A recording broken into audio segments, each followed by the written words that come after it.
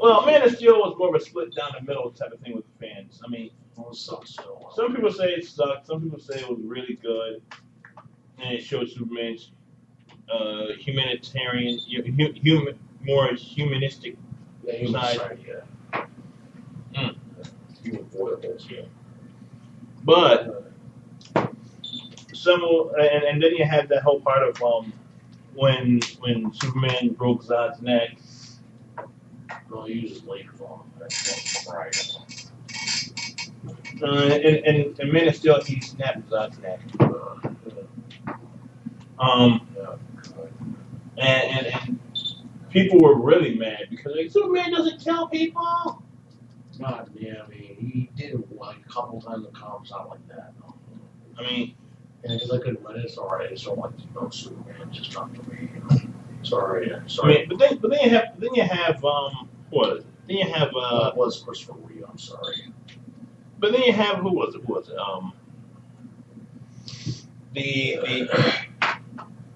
The Superman versus Goku rematch, where of course Superman won for all of you Superman fans and all of you people who are pissed off about it. I mean, but in reality, you can't quite put those two up against each other. Oh, but why not? Because Superman is in an entirely different league. But Goku is an entirely different league. Not really. See, Goku has limits that he's trying to push forward and break, whereas Superman has none. No limits whatsoever. What, you mean like power levels and stuff? Red Sun, okay, he does have a little. Well, that's the thing. Goku believes in a fair fight. So he's not going to try to beat Superman with kryptonite. There's no way in hell he's going to try to beat Superman with kryptonite. Goku's a child. Goku's an Asian naive head. He wanted to fight Superman at his best, not, in his weakened state. It was kryptonite. So, in hindsight, for Goku, well, give him brownie points for fairness. Yeah. I think, I don't know. I kind of see them as being evenly matched, even though they're both crazy, superly strong. I mean, that's just the way I see it. I mean, I'm a little bit of a bigger Goku fan than I am of Superman. I have watched the old Superman movies. I didn't watch the new Superman movies. I did watch some of the Superman cartoons growing up as a kid. In fact, I just watched one recently on Temple University's channel, which I think is channel 50. You're talking about the ones from the 40s? Yeah, the ones from the 40s. Right? Yeah, they show those. They show those every now and then, like around 3 o'clock in the morning. Oh, wow. Yeah, check out Temple University's channel. I think it's channel 50, and I think they call it. I think they have a segment called Classic Cartoons. Oh, those are excellent.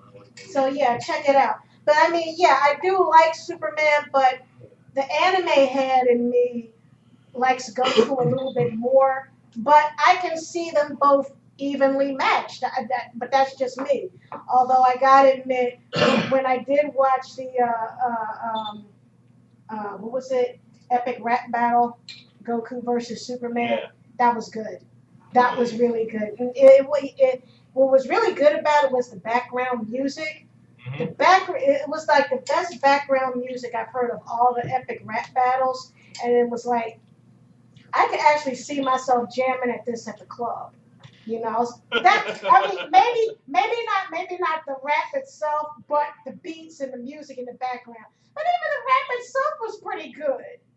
It was. It wasn't a cornball kind of way. It was actually kind of pretty cool. Wait. There was an epic rap battle I saw. I mean, you got Superman saying, and I'm a nut up in your chi-chi. I mean, come on. there was an epic rap battle that I saw where it had the Eastern philosophers versus the Western philosophers. The who? The Eastern philosophers versus the Western philosophers. I never saw that one. It was Sun Tzu, Lao Tzu, and Confucius. Ooh. Against Voltaire, Plato, yeah. Damn. No, not Plato. What brainiac Socrates. thought that one up? What is Aristotle too? Jeez. He's kind of clever. Wow. The people who request stuff. I mean, that had to come from some kind of ultimate brainiac. And they had them all turn on each other at the end. I bet. What was it kind of similar to? Was it like the presidents, the one that had like Abraham Lincoln versus I think was it Ben Franklin and? Oh no, you're thinking. I think it was Barack Obama versus Mitt Romney. Wait, that one had President Abraham Lincoln in it. Yep. Oh, okay. Our anniversary about a giant bird. Did they do one with Donald Trump yet? Yeah, they did a Christmas Carol version of Epic Rap Battles of History.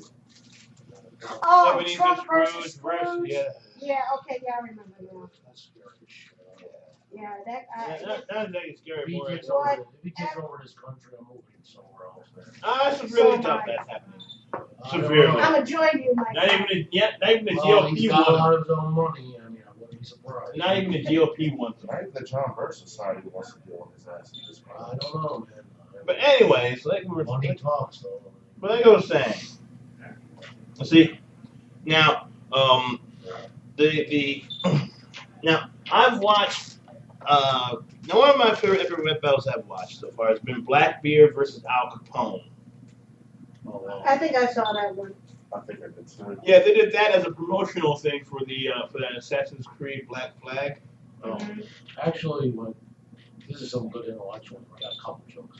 It was All right, well, don't please. What did the Chinese philosopher get when he got lost? He got Confucius. I saw one that was Oh man, it's funny. Come on. not Beethoven. What did Confucius get when he had hives? What was he? Eaching. He was eaching. Oh. What was it? Oh, stop! It was one with Damn it! I had it in my head and that was gone. Thank in my you. life. I don't have any chart. Yeah, that's all. Skrillex versus Skrillex versus Wolfgang Amadeus Yeah, Mozart. yeah. That was it. Who versus it was Skrillex versus Mozart. Who? Skrillex. Who's that? Some DJ, right? Some Like a some dubstep celebrity, DJ. yeah, some celebrity dubstep DJ Oh, who's become like a big musician DJ. You know who I think should be a really, really big, famous DJ? Mike Saga? Yes. Yeah, got one. no passive plastic. Yeah. This boy, he's so talented. I mean, if even my mom met him, my mom likes him. Mm-hmm. You know. He's a likable fuck. Yeah, he is. I got to admit, it was so funny. It was the first time meeting an actual punk. With, meeting somebody with the mohawk and the chains and the piercings and stuff. And she just sat with him and she talked with him and got all in his business. And so when you getting married? And he had just came. I think he had just came back from Japan.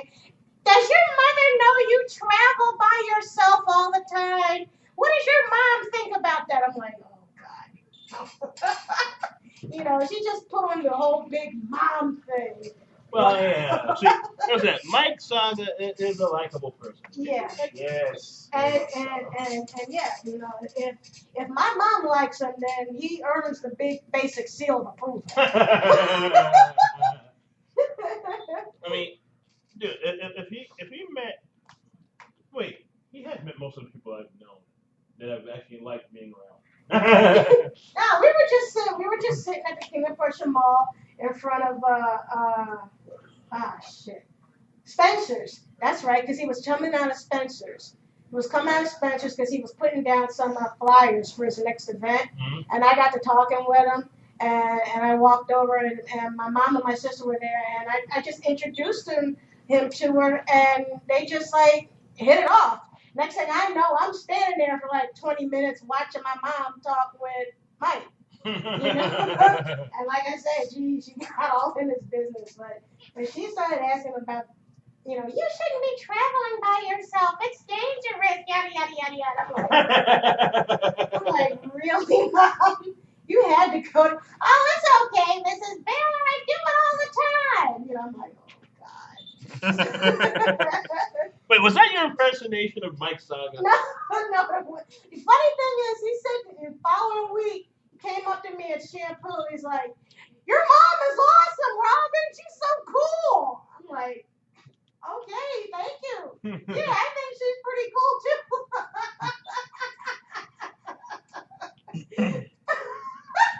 Why? Oh, why? But yeah, we all agree. We all agree that Mike Saga should be like the next really big celebrity DJ to become famous, and that's our shameless self-promotional plug. With such wonderful gems as "Bitch, Let the Ewok Touch You." Oh yeah.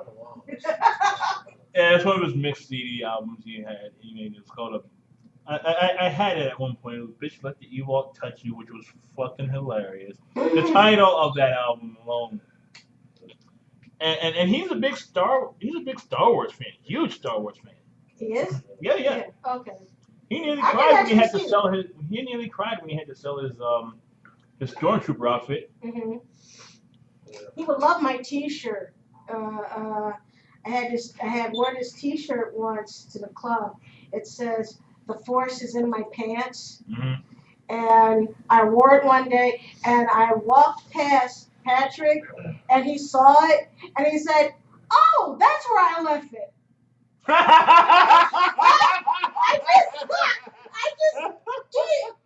It takes a lot to catch me off guard, but he said that, and I just went into shock for like 10 whole minutes. I just stood there with my mouth open like,